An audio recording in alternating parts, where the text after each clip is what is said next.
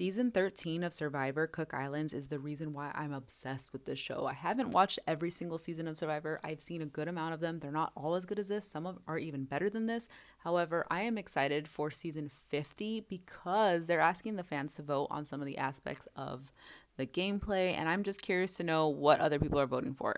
Here's everything you can vote for, starting off with the color of the player's buffs. There's all these different palettes. I, of course, chose the more tropical looking palette. I think in any season that there's a purple buff, I somehow have a better time.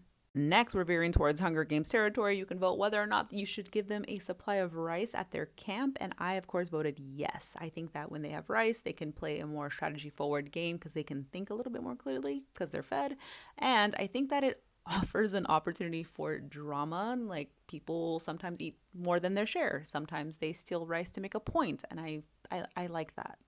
Next up, you can choose whether or not to keep the fire making showdown as part of the decision making factor for the final four.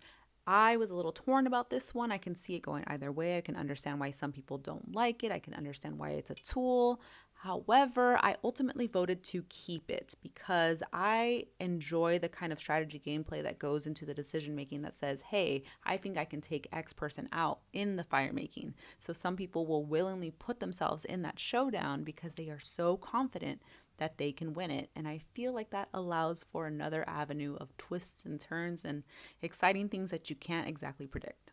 And last but not least, you can vote on where they should have the live finale and reunion. Should they keep it in Fiji, in the jungles of Fiji, or should they move it to Los Angeles, have it back in Los Angeles like they used to in the old days?